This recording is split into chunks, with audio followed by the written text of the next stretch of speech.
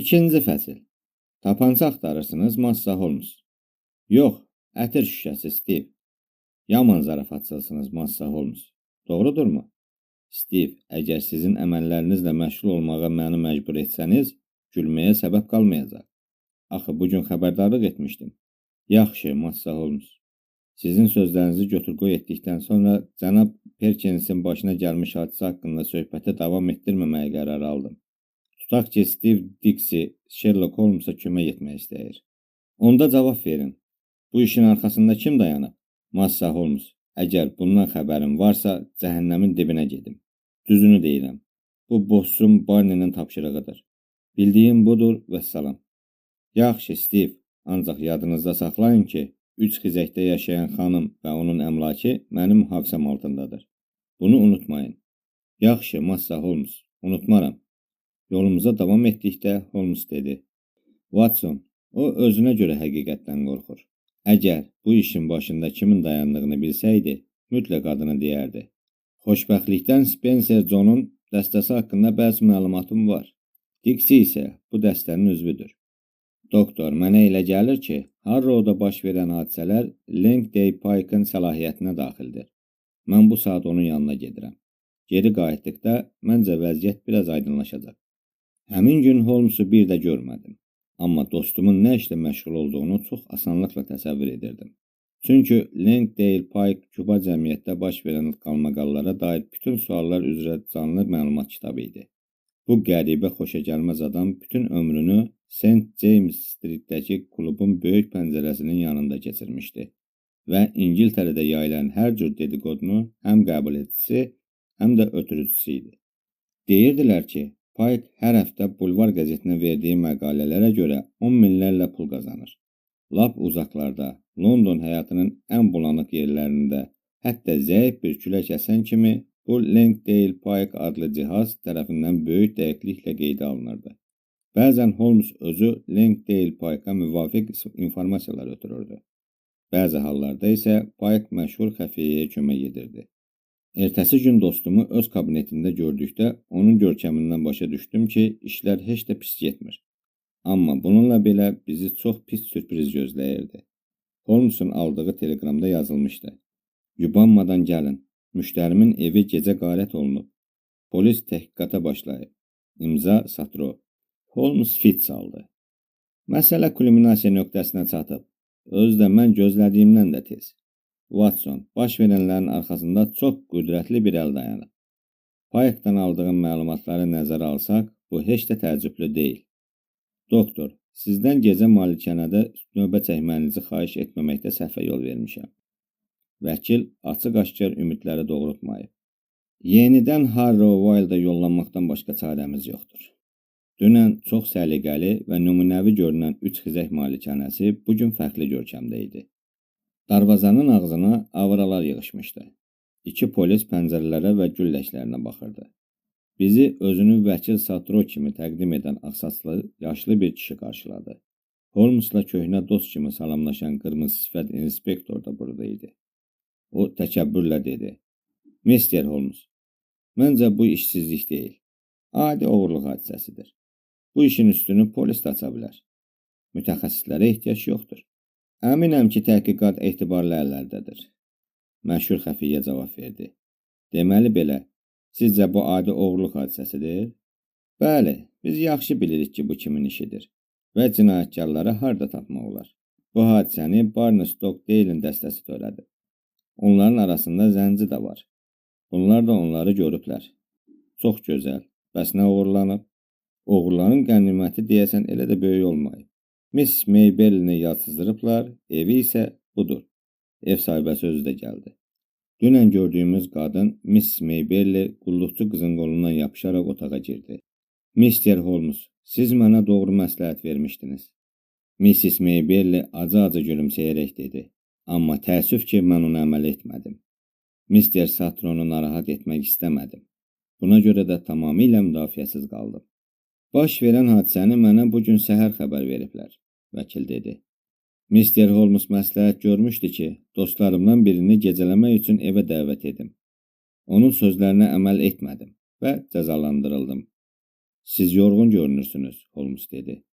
Hadisə haqqında danışa bilərsinizmi? Hər şey burada yazılıb. İnspektor söhbətə qarışdı və qalın qeyd kitabçasını məşhur xəfiyyəyə göstərdi. Buna baxmayaraq, əgər madam çox yorulmayıbsa, inanın, mən sizə yeni heç nə deyə bilmərəm. Amma şübhəm yoxdur ki, oğruların evə girməsinə Süzen, o əzlaf qadın kömək edib. Onlar otaqların necə yerləşdiyini 5 barmaqları kimi bilirmişlər. Bir andaca yaş əski parçası ilə üzümü örtdüklərini hiss etdim. Gerisini xatırlamıram və nə qədər huşsuz qaldığımı da bilmirəm. Onlar nə götürüblər? İnanmıram ki, nəsə qiymətli bir şey aparıblar. Oğlumun sandığında da qiymətli əşya yox idi. Oğrular heç bir iz buraxmayıblar. Bu kağız vərəqindən başqa heç nə. Vərəq yerə düşmüşdü. Üstündə Douglasın xətti ilə yazılar var. Bunun bizə köməyi dəyməz, inspektor dedi. Əgər vərəqdə cinayətkarın xətti olsaydı, bu başqa məsələ. Şübhəsiz, Holmes dedi. Sağlam məntiqə görə belədir. Amma mən yenə baxmaq istəyirdim.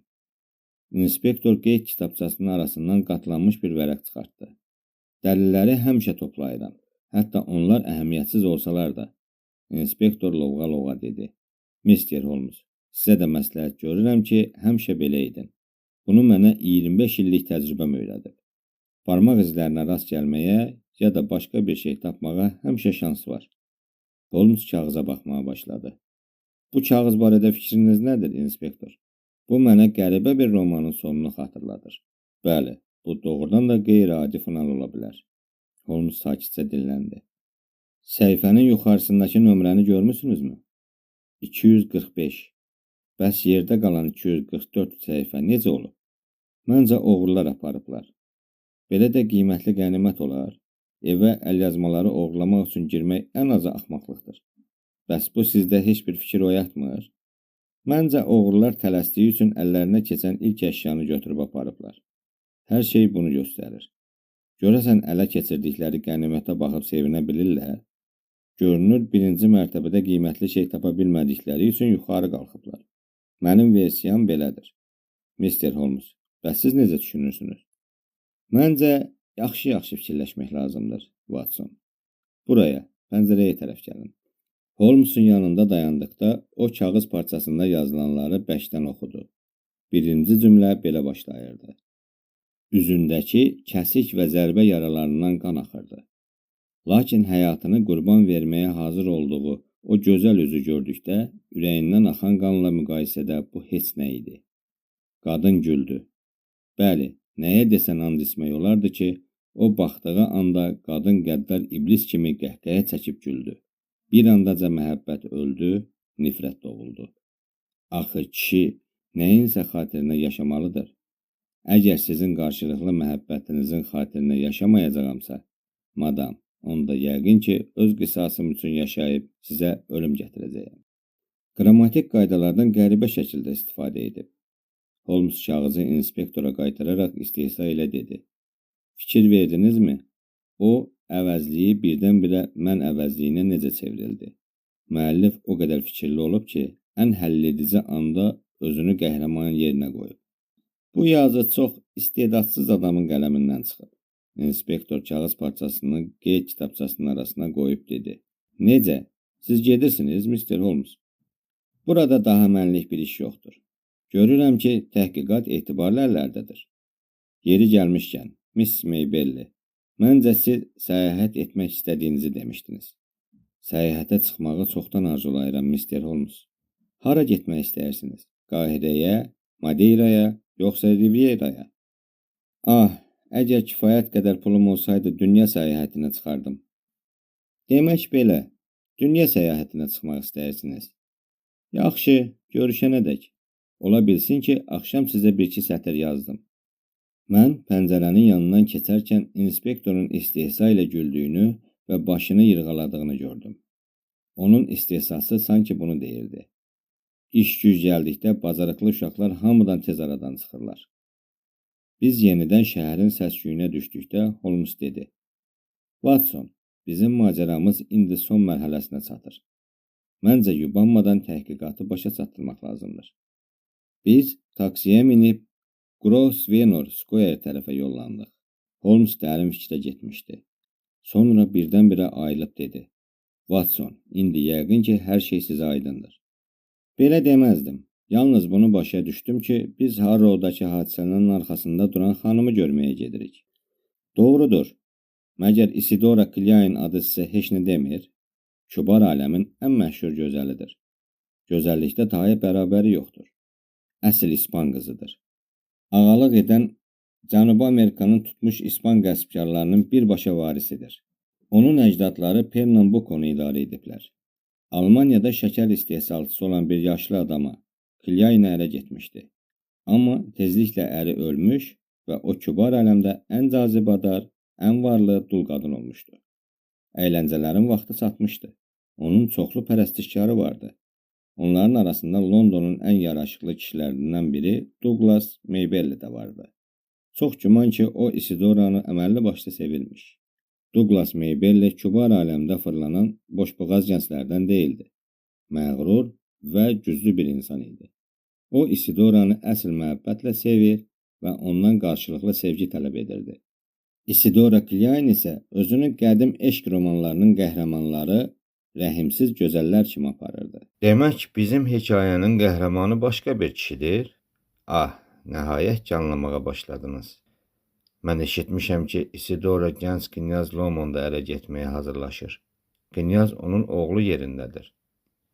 Zat alilərinin anası yaş fərqinə göz yumsa da açıq qalmaqla dözə bilməzdi. Buna görə də zəruri idi ki, budur, gəlib çatdıq. West Enddə yaraşıqlı evlərinin birinin qarşısında dayandıq. Şanslı qapıçı sürətlə hərəkət edərək vizit kartlarımızı alıb getdi və tezliklə qayıdıb dedi ki, xanım evdə yoxdur. Gözləyərik, Holmes cavab verdi. Qapıçı səsini ucaltdı. Evdə yoxdur, o deməkdir ki, sizin üçün evdə yoxdur, dedi. Əla, dostum dedi. Deməli gözləyib vaxt itirməyəcəyik. Lütfən bu kağızı ev sahibəsinə verin. O, bloknot vərəqinə bir neçə söz yazdı. Onu qatlayıb qulluqçuya verdi. Nə yazdınız, Holmes? Deyə maraqlandım. Bir cümlə. Doğrudanmı polisə üstünlük verirsiniz? Məncə bu bizə evə girmək üçün kömək edər. Belə də oldu. Bir dəqiqədən sonra biz 1001 gecə nağıllarını xatırladan böyük və möhtəşəm qonaq otağındaydıq. Az sayda olan çəhrayı lampalar otağı yaraqaranlıq saxlayırdı. Hiss olunurdu ki, Lady Klein ömrünün elə çağlarına qədəm qoyub ki, hətta ən ötkəm gözəllik də zəif işığa üstünlük verməyə başlayır. Balaca divanda oturmuş uca boy, qəşəng bədənli, mehriban çöhrəli, möhtəşəm qadın bizi görən kimi ayağa qalxdı. İspan gözəlinin ecazkar baxışları bizi sanki külə döndərmək istəyirdi. Sizin həyasızca evə girməyinizi və təhqiramiz eyhamlarınızı necə başa düşmək olar? Isidora Klein kağızı uzadaraq bəkdən dedi. Madam, izahata ehtiyac varmı? Mən sizin ağlınıza kifayət qədər hörmət edirəm. İzahatsız da hər şeyi gözəl anlayırsınız. Doğrudur, son günlərdəki bəzi əməlləriniz bu barədə məni biraz tərəddüdə saldı. Nə üçün? Ona görə ki, madam, siz muzlu yekəpərlərlə məni qorxudub işdən kənarlaşdırmaq istədiniz. Lakin bir şeyi nəzərə almamısınız. Məhz təhlükələrə marağı olan bir insan özünə belə peşə seçər. Beləcə, siz özünüz məni Maybelli məsələsini araşdırmağa məcbur etdiniz. Nə dediyinizi anlamıram. Mənim quldurlarla nə adiyyətim var? Bəli, mən doğrudan da sizin ağlınıza həddən artıq şişirtmişəm. Salamat qalın. Dayanın, hara gedirsiniz? Scotland Yard'a. Biz qapıya qədər yolun yarısına getməmişdik ki, Isidora Klein özünü yetirib dostumun qolundan yapışdı. Polad möhkəmliyi bir anda məxmər yumşaqlığına çevrildi. Cənablar, gəlin vəziyyəti müzakirə edək. Hiss edirəm ki, sizinlə açıq danışmaq olar. Mr. Holmes, siz əsl centilmeni oxşayırsınız. Qadın instinkti səhv etmir. Sizinlə dost olmaq olar. Madam, özüm haqqında hələlik belə bir fikir deyə bilmərəm. Doğrudur, mən qanunun keşiyində rəsmən dayanmasam da, məhdud səlahiyyətlərim imkan verdiyi qədər ədalət məhkəməsini təmsil edirəm. Sizi dinləməyə hazıram. necə hərəkət edəcəyimi bundan sonra sizə deyə bilərəm. Əlbəttə ki, belə igid adamı qorxutmağa cəhd etmək mənim tərəfimdən sadəcə axmaqlıq idi. Amma bundan da pisi odur ki, madam, siz quldurlardan asılı vəziyyətə düşmüsünüz. Onlar sizi şantaj edə, hətta polisə xəbər verə bilərlər. Yox, mən o qədər də sadəlöv deyiləm. Madam ki, səmimi olacağıma söz vermişəm, onda hər şeyi danışacağım. Barney Stockdale'dən və onun arvadı Suzanne'dən başqa heç kəsin xəbəri yox idi ki, kimə işləyirlər. O 2 nəfərə gəlincə isə, bu onların ilk işi deyil. Isidora Klyain sanki yaxın tanışı ilə söhbət edirmiş kimi nazla gülümsədi. Aydındır, onları sınaqdan keçirmisiniz. Bəli, onlar sadiq köpəklərdir. Nahaq yeri onlara bu cür inanırsınız. Belə məxluqlar onlara yem verən əli dişləyə də bilərlər. Qarətdə iştirak etdiklərinə görə Stockdale'ləri mütləq həbs edəcəklər. Polis artıq onların izinə düşüb. Onlar cəzanı qəbul etməyə hazırdırlar. Elə buna görə onlara pul verirəm. Mənim adım bu məsələdə hallanmayacaq. Əgər mən bunu zəruri saymasam...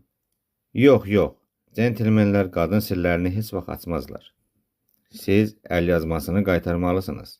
Isidora Klyain gülüb, içərisində gülə dönmüş kütlənin qaraldığı buxarıya yaxınlaşdı. Doğrudanmı bu sizə lazım ola bilər? O əda ilə soruşdu. İstehzalı təbəssümlə qarşımızda dayanmış bu qadın həm kobud və ədəbsiz, həm də eyni zamanda incə və cazibədar görünürdü. Lakin Holmes sentimentallıq etmədi. Bu hərəkətlə siz öz taleyinizi müəyyənləşdirmişsiniz, madam. O laqeyd halda dedi. Sizin hərəkətləriniz tez və dəqiq olsa da, bununla sərhədi tamamilə aşmışsınız. Bu qədər rəhimsiz olmayın, Mr. Holmes. Bütün əhvalatı sizə danışacağam. Məncə, indi bunu mən özüm də edə bilərəm. Mr. Holmes, hər şeyə mənim gözlərimlə baxmağa çalışın. Şöhrətpərəst, niyyətləri son anda puça çıxa biləcək bir qadının düşdüyü vəziyyəti anlamağa çalışın. Müdafiə olunmaq üçün cəhd etdiyinə görə onu günahlandırmaq ədalətlidirmi? Bəli, Douglas yaxşı oğlan idi. Amma mənim planlarıma qətiyyən uyğun gəlmirdi. O mənimlə evlənmək istəyirdi. Pulsuz və titulsuz adamla nikah bağlamağı özümə rəva görə bilməzdim. Əvvəllər biraz güzəştə getdiyim üçün Douglas elə düşünürdü ki, mənimlə evlənə bilər. Amma sonra onun hərəkətləri dözülməz oldu. Mən də onun xam xəyallarına son verməyə qərar aldım. Quldurlara pul verib onu düz qapınızın ağzında vəhşicəsinə döydürməklə, doğrudan da siz çox məlumatlı adam oxşayırsınız.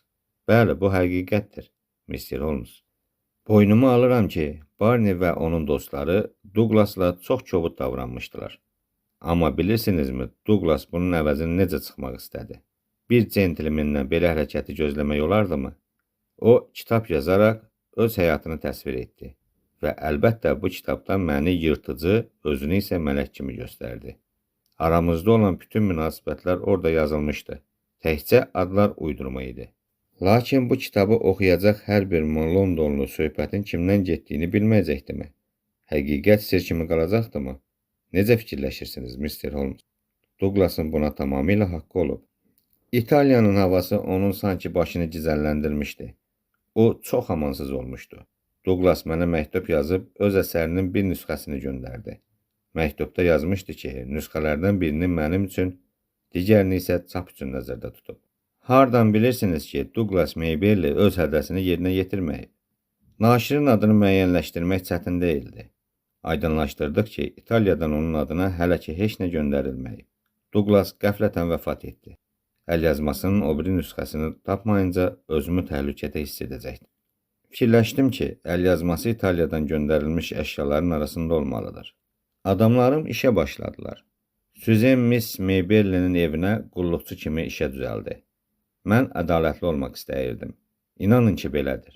Evi bütün əşyalarla birlikdə almağa cəhd etdik. Ev sahibəsinin dediyi istənilən qiyməti verməyə hazır idik.